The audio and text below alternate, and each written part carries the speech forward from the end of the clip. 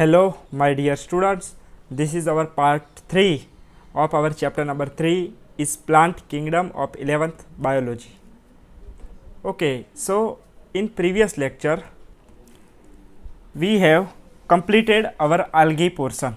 Okay, as we know there are 5 classes in the plant kingdom: algae, bryophytes, pteridophytes, gymnosperm and angiosperms. So we have finished our algae now, and then we have started our bryophytes.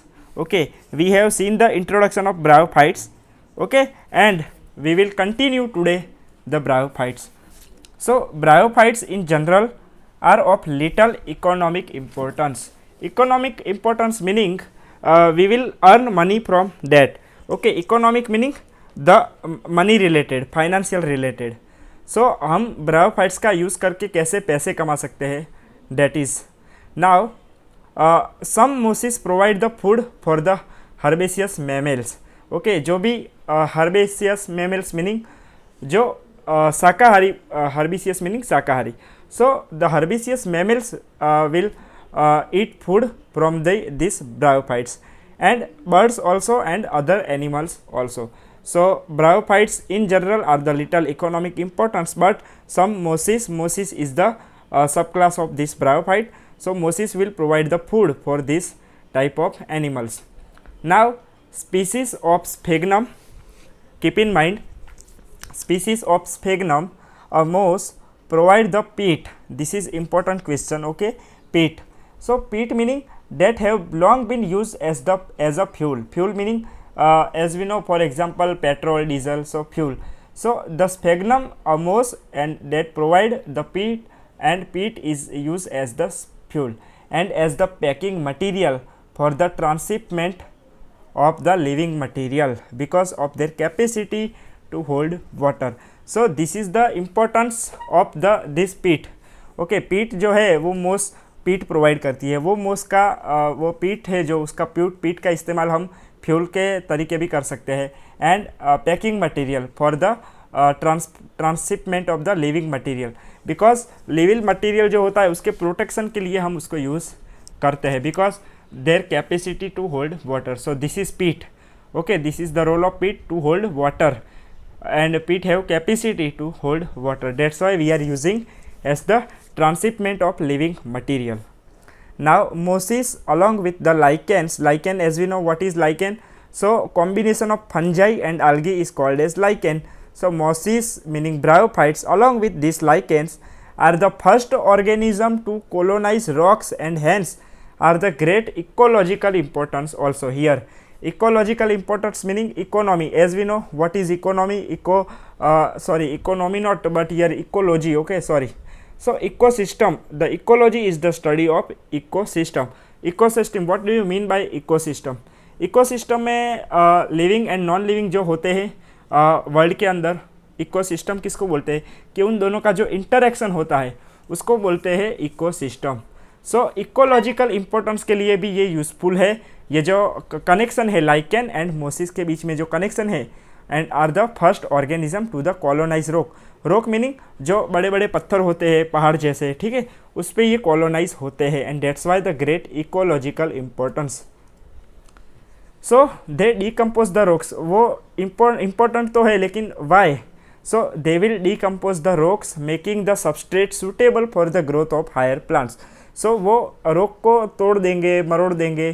फिर ऐसा क्यों करेंगे? Because they making the substrate, वो एक ready कर रहे हैं higher plants के लिए कि ताकि वहाँ पर हायर प्लांट्स ग्रो हो सके. Okay, higher plants meaning angiosperm, gymnosperm etc. So since the mosses form the dense mats on the soil they reduce the impact of falling rain and the prevent soil erosion.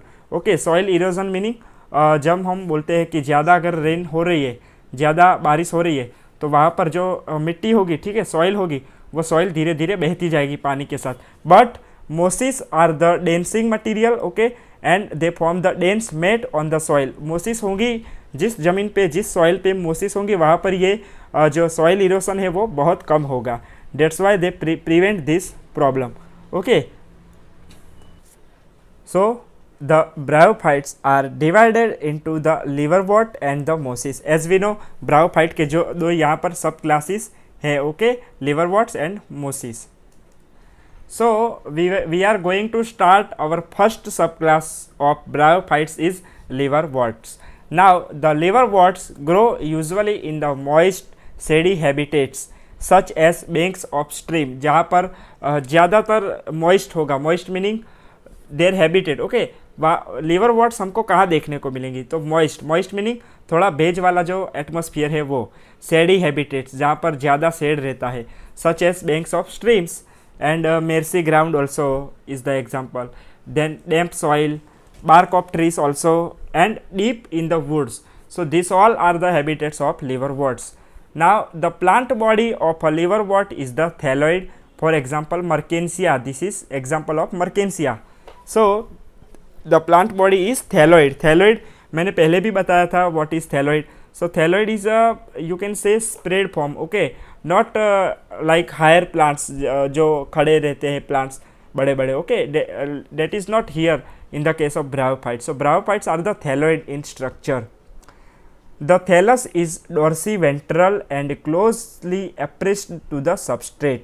Okay, dorsiventral, as I know, as I said earlier, dorsiventral meaning जो for example imagine the coin 1 rupee coin, 2 rupee coin, okay. So coin कैसा दबा हुआ होता है, dorsiventral दो उसकी side होती है. So the thallus of this liverworts is like that of coin, dorsiventral, and closely appressed to the their substrate. जो उसका बेस होगा उस पर वो ज़्यादा closely appress हुआ होगा. Then the leafy members have the tiny leaf-like appendages. So here leaf-like structure will be there. So the leafy members is teeny meaning tiny, you can say tiny meaning small, very small leaf-like structure is there. Not originally leaf but leaf-like, leaf के जैसा होगा. 2 rows on the stem is like 2 rows on the stem like structure, not real stem but stem like. यहाँ पर bryophytes में कोई true नहीं होगा, true leaf नहीं है, true stem नहीं है, true root नहीं है, but the like, okay, leaf like structure, stem like structure, that's why. So the 2 rows on the stem like structure is there. So this is have the leafy members, and leafy members are on the stem like structures. Now we are going to study the reproduction types in the liverworts. So the asexual reproduction in liverworts takes place by the fragmentation of thalli. Okay, what do you mean by thalli? So here thallus is a singular form but plural form is called as thalli. So the thalli का fragmentation होगा and that fragment will give rise to the new liverwort body. Okay, this is the reproduction, asexual reproduction. There will be no any gametes, male gametes, female gamete वहाँ पर नहीं होंगे because ये asexual reproduction है. और by the formation of specialized structure called as gamete. Okay, so यहाँ पर एक स्पेशल स्ट्रक्चर फॉर्म होता है, उसको गैमी बोलते हैं, और गैमी का सिंगुलर फॉर्म है गेमा. सो इसी तरह से इसका रिप्रोडक्शन होगा. नाउ गैमी और you can say gemmae also in some references. So gemmae are the green coloured multi cellular more than one cell asexual bird will be there which develop into the small receptacles called as gamma cups. Here gamma cups is a structure and is a condition, development of condition, and this gamma are the green colored and multicellular. So finally they will they are the structure in like just cup like structure will be there is the gamma. Now this gamma become the detached from the parent body and germinate to form a new individual. As we know, this is the asexual reproduction. So the gamete will be detached from the parent body जो उसकी होगी उसके वो दूर हो जाएगा, will be formed into the new individual. So during the sexual reproduction, male and female sex organs are the produced either on the same or on the different thalli. Okay, so यहाँ पर in the case of sexual reproduction there will be two gametes. Okay, two sex organs are produced either on the same or on the different thalli. So here thalli will be also different for male and different for female. Okay दोनों एक ही में नहीं हो सकते, अगर एक में है तो भी वैसा भी एक केस हो सकता है, बट ऑन द सेम और on the different thalli will be there. So the sporophyte is differentiated into the fruit, seta and capsule. Okay, as we studied the life cycle, okay, as we told about life cycle, sporophyte, gametophyte. So here the sporophyte meaning the spores will be formed is there. So sporophyte is the differentiated into a fruit, seta and capsule. Okay, यहाँ पर fruit, सीटा and capsule की जो structure बनेंगे after the saprophyte differentiated. Okay, I will show you now after the meiosis. यहाँ पर अभी sporophyte है, so that meiosis will be occur here. Meiosis meaning the reduction division, reductional division. So after the meiosis spores are produced within the capsule. Okay, so here finally the spore will be produced because this is the process of meiosis. Meiosis is the reductional division. Okay, यहाँ पर reduction होगा.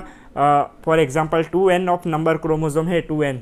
सो यहाँ पर meiosis में क्या बनेगा 4n के 4 final products हमको मिलेंगी. Okay, so chromosome number will be half.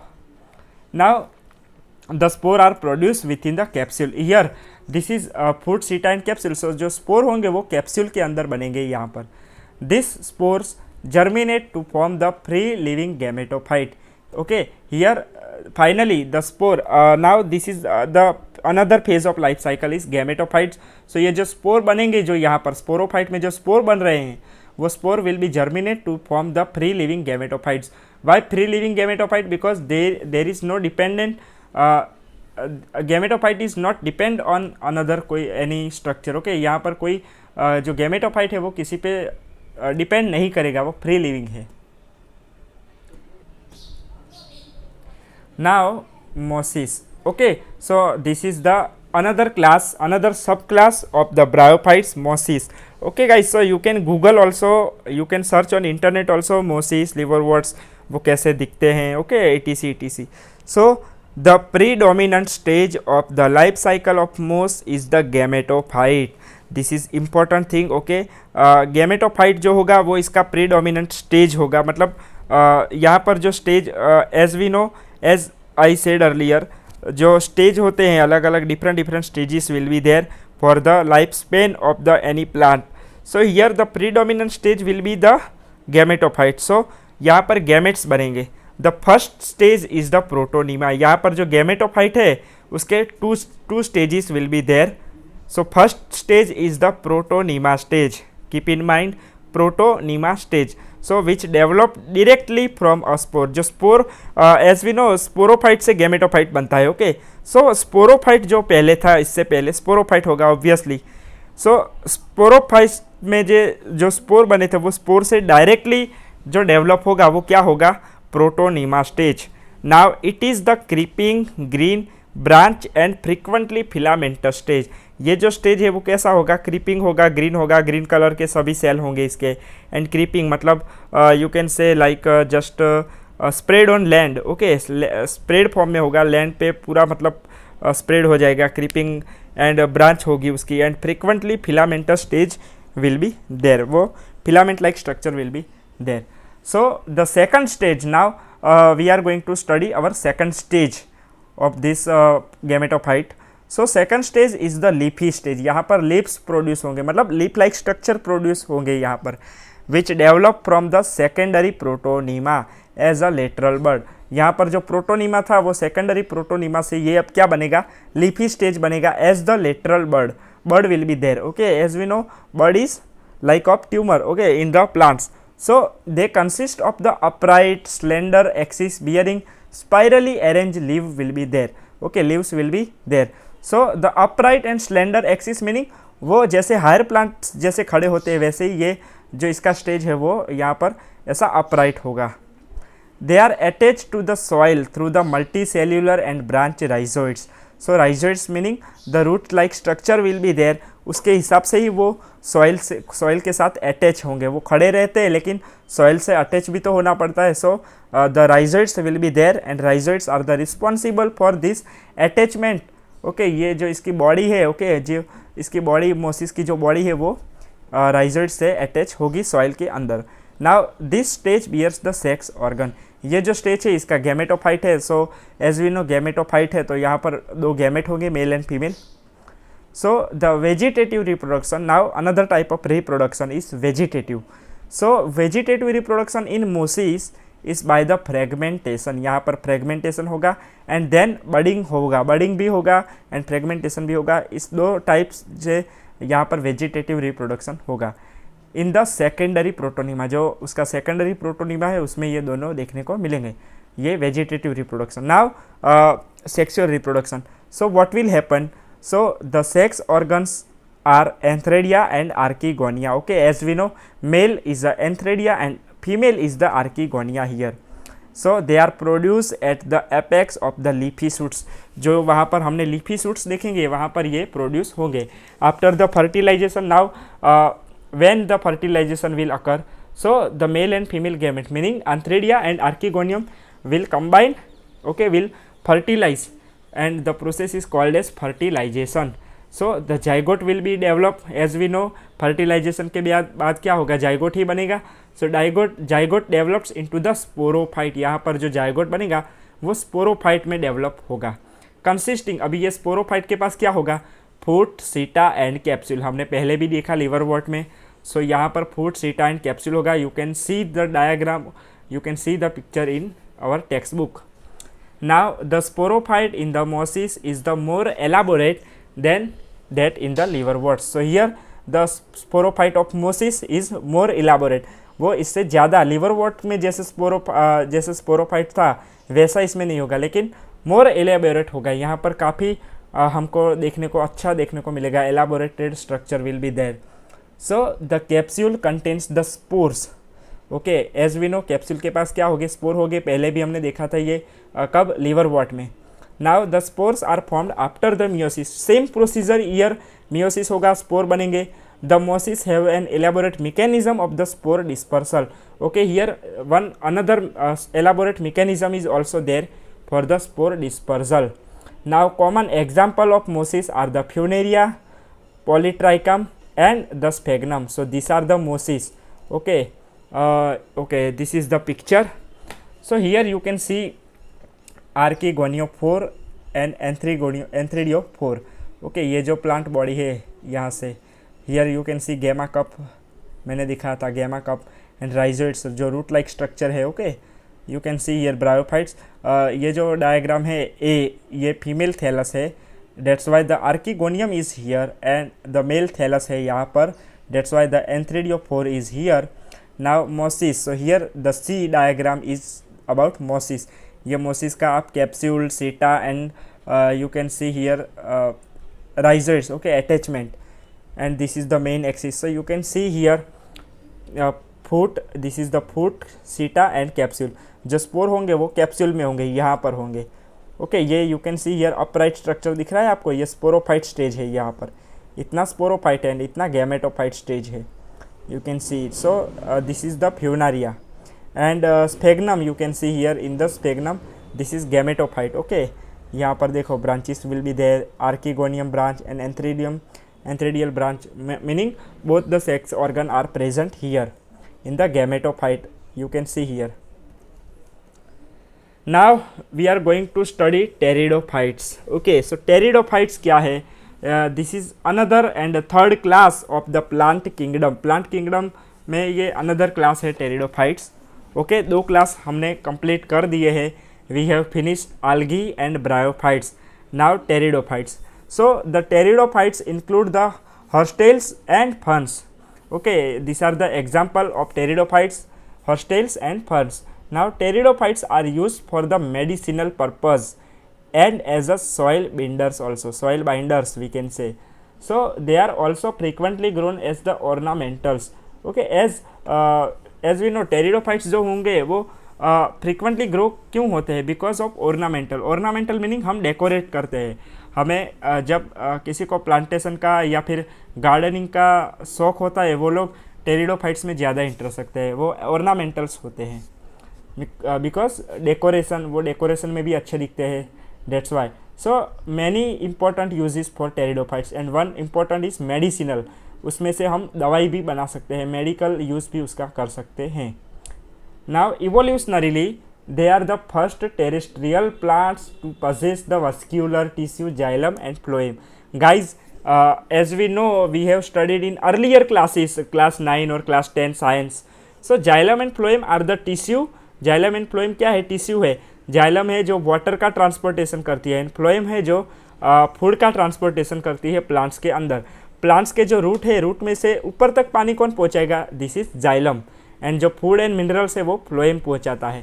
सो ये वस्क्यूलर टिश्यू इसको कहते हैं. सो वस्क्यूलर टिश्यू सबसे पहले हमको किसमें देखने को मिली थी? टेरिडोफाइट्स के अंदर. डेट्स वाई इवोल्यूशन किसको बोलते हैं कि कैसे कैसे ये अर्थ है, अर्थ बनी हमारी, सबसे पहले कौन आया, फिर कौन आया, कैसे कैसे एनिमल्स बनते गए, बर्ड्स बनते गए. सो इसको इवोल्यूशन बोलते हैं. सो सबसे पहले ये जो टेरेस्ट्रियल प्लांट है, ये सबसे पहले टेरिडोफाइट्स आए थे. मतलब ज़मीन पर जो प्लांट देखने को मिले थे वो थे pteridophytes to possess the vascular tissue xylem and phloem. Now you shall study more about this tissue in chapter number 6. We will study in detail also this xylem and phloem. Now the pteridophytes are found in the cool, damp, shady places, though some may flourish well in the sandy soil conditions. So these are the habitat of pteridophytes. हमको pteridophyte कहाँ कहाँ देखने को मिलेंगे? Okay, they are found in the cool, damp, shady places. Okay, as well as some species will be on the habitat will be flourish well and the sandy soil condition. So you can search on Google also. Okay, pteridophytes कैसे दिखते हैं. You may recall that in bryophytes the dominant phase in the life cycle is the gametophytic plant body. Bryophytes में जैसे gametophytic plant body main होता है, main meaning dominant, सबसे ज़्यादा जो हिस्सा होता है वो गैमेटोफाइट का होता है ब्रायोफाइट्स के अंदर. Okay, but in pteridophytes the main plant body is the sporophyte. So guys, keep in mind this difference. Bryophytes में जो main part होता है dominant will be the gametophyte, but in the pteridophytes the sporophyte will be the dominant. The main plant body is the sporophyte जो spore generate करेगा and which is differentiated into the true root, stem and leaves. Okay, यहाँ पर जो sporophyte है pteridophyte में, वो sporophyte कैसा होगा? उसके पास रूट होंगे, स्टेम होगा and leaves will be there. True, यहाँ पर सच्ची में actually root will be there. So you can see this diagram. Okay, here you can see this are some species okay of the pteridophytes. देखो कितने अच्छे लग रहे हैं एंड गार्डनिंग में ornamentally useful this species. So these organs, which organs I have told earlier, this root, stem and leaves. Okay, so this structure, these organs possess well differentiated vascular tissue. इनके पास ही वो vascular tissue होती है, xylem and phloem. Now the leaves in the pteridophyta are the small. यहाँ पर जो इसके leaves होंगे वो very small होंगे, called as microphylla. Micro meaning small. As in the Selaginella is the example. और large का example क्या है? मैक्रोफिल बोलते हैं, large meaning macro. So in the fern is also example of pteridophyte. So Selaginella is a small leaf and in the fern is the large leaf, macrophylls. The sporophyte bear the sporangia that are subtended by the leaf like appendages called as sporophyll. यहाँ पर जो sporophyte होगा उसका जो sporophyte जो phase है उसके पास sporangia होगा. स्पोरेंजिया क्या करेगा? वो स्पोर बनेगा and are subtended by the leaf like appendages. उसके पास जो लीफ लाइक अपेंडेज है, लीफ लाइक जो स्ट्रक्चर है उसको बोलते हैं sporophylls. In some cases the sporophylls में form the distinct compact structure called as strobili और we can say cones like structure. So you can see Selaginella and Equisetum है, उसके पास कोन जैसी स्ट्रक्चर होता है. Okay, in the case of sporophyll. So sporophyll जो spore होंगे वो स्पोर किसके अंदर होंगे? इस कोन के अंदर होंगे. We will show the picture also. Now the sporangia produce spore by the meiosis. Meiosis is the cell division type. Okay, cell division process. Now this sporangia produce the spore by this meiosis process in the spore mother cell. spore mother cell होगा उसमें ये sporangia produce क्या करेगा? spore को produce करेगा. the spore will germinate to the give rise to the inconspicuous here small but multicellular. ये कैसे? ये जो spore यहाँ पर जो आ रहे हैं वो कैसे है, इनकंस्पिशियस है, स्मॉल है but multi cellular, more than one cell and free living है, वो किसी पे डिपेंड नहीं है, and mostly the photosynthetic thalloid gametophytes and they are called as prothallus. Photosynthetic meaning वो फोटोसिंथेसिस करेगा, they make their own food, they will use sunlight, okay, and the thalloid like body of gametophytes and this is called as prothallus. यहाँ पर thallus नहीं है लेकिन prothallus है, okay, thallus जैसा कोई, थैलस से जो पहले वाला स्टेज है प्रोथैलस को बोलते हैं उसको। Now this gametophyte requires the cool damp shady places to grow, as we know, हमको मालूम ही है कि ये जो टेरिडोफाइट है वो ज़्यादातर इस हैबिटेट में देखने को मिलते हैं। सो उसको ग्रो करने के लिए ऐसी हैबिटेट चाहिए। Because of this specific restricted requirement, इसकी जो रिक्वायरमेंट है वो रेस्ट्रिक्टेड है, मतलब लिमिटेड है, and the need for water for the fertilization, यहाँ पर उसको फर्टिलाइजेशन करने के लिए वाटर भी तो चाहिए। The spread of living pteridophytes in the limited and the restricted to the narrow geographical region, obviously this is the fundamental, because देखो वहाँ पर ज़्यादा पानी, इसमें इसके जो फर्टिलाइजेशन है उसके लिए उसको पानी चाहिए, अभी जहाँ जहाँ पानी है वहाँ वहाँ ये ग्रो करेगी। सो इसका जो स्प्रेड है वो बहुत लिमिटेड है, बहुत कम है, रेस्ट्रिक्टेड है। So here the living pteridophytes is limited and restricted to the narrow geographical regions, जिस रीजन में वाटर होगा वहीं पर ये देखने को मिलेंगे, बिकॉज यहाँ पर उसका फर्टिलाइजेशन होगा। Now the gametophyte bear the male and female sex organs called as antheridia and archegonia, ये तो हर बार आता ही है। Water is required for the transfer of antherozoids. So here why water is required for their fertilization? Because this is the transformation, okay, transfer medium of water is the transfer medium of antherozoid. Antherozoids को एक जगह से दूसरी जगह जाने के लिए, meaning उसको कहाँ पहुँचना है, आर्कीगोनियम के पास पहुँचना है, तो वो वाटर के थ्रू पहुँचेगा and release from the antheridia to the mouth of archegonium. Now fusion of male gamete with the egg present in the archegonium, okay, egg कहाँ पर होगा, जो ये फीमेल सेट पार्ट है archegonium. So the result in the formation of zygote, यही तो होता है हर बार, gamete, male and female gamete जब मिलते हैं तो क्या बनाते हैं, जाइगोट बनाते हैं। Now the zygote thereafter produce the multicellular and well differentiated sporophyte structure, okay, gametophytes में से अब स्पोरोफाइट बन रहा है, क्योंकि this is the alternation of generation, यहाँ पर पहले गैमेटोफाइट बनेगा, फिर स्पोरोफाइट बनेगा, फिर गैमेटोफाइट बनेगा, फिर स्पोरोफाइट, ये साइकिल चलती रहती है, and this is called as life cycle. इसका जो प्लांट्स की जो लाइफ साइकिल होती है वो ऐसी ही होती है, which is the dominant phase of the pteridophyte, जो यहाँ पर जो स्पोरोफाइट फेज है वो डोमिनेंट है, हमने पहले ही ये देख लिया। So in majority of the pteridophytes all the spores are the similar kind, यहाँ पर जो स्पोर होंगे वो सिमिलर होंगे, सेम साइज के होंगे। Such plant are called as homosporous, so जिसमें भी ये कंडीशन होगी सिमिलर वाली उसको बोलेंगे homo, homo meaning same, so homosporous. Genera, here is the example of genus, genus का प्लूरल फॉर्म क्या है, genera. So genera like the Selaginella, Salvinia which produce the two kinds of spore, यहाँ पर दो तरह के स्पोर प्रोड्यूस होते हैं, एक होता है macro and another is micro, micro is the small, macro is the large. So this is the called as heterosporous. Why hetero, hetero meaning different, यहाँ पर दोनों स्पोर डिफरेंट है, एक बड़ा है एक छोटा है, that's why they are hetero, and अगर दोनों सेम है तो उसको होमो बोलेंगे। Now the megaspore and the microspore germinate and give rise to the female and male gametophytes, यहाँ पर जो स्पोर बनेंगे वो स्पोर क्या करेंगे, आगे जाके वापस गैमेटोफाइट्स बनाएंगे, okay, mail and female gametophyte. जो मेगा होगा, जो बड़ा होगा वो फीमेल होगा, जो माइक्रो होगा वो मेल होगा। ये बात आपको आगे भी याद रखनी है, हर जगह पर ये चीज़ आती ही है। फीमेल जो स्पोर होता है या फीमेल जो भी गैमेट होता है वो हमेशा बड़ा होता है, मेगा होता है, किससे, जो मेल होता है उससे। Now the female gametophytes in these plants are the retained on the parent sporophytes for the variable period। यहाँ पर जो फीमेल गैमेटोफाइट है, सो इस प्लांट के जो फीमेल गैमेटोफाइट है उसमें क्या होगा, are retain on the parent sporophyte, जो पेरेंट स्पोरोफाइल है, स्पोरोफाइट है, वहाँ पर ये अलग अलग टाइम पीरियड के अनुसार यहाँ पर रहेंगे।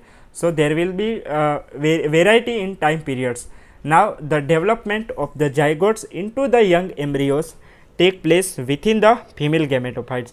So here the zygote formation and the young embryos will be in the female gametophytes.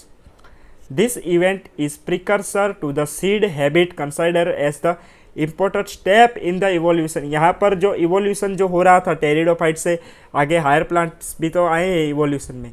सो ये जो इवेंट है यहाँ पर जो एम्ब्रियो की, so precursor to the seed habit, जो सीड, इससे पहले कहीं भी सीड नहीं थे, हमने देखा कहीं पर भी सीड देखा हमने algae में या ब्रायोफाइट्स में, बट यहाँ पर सीड जैसे ही शुरुआत होने लगी है, फिर after the seed will be there in gymnosperm, angiosperm.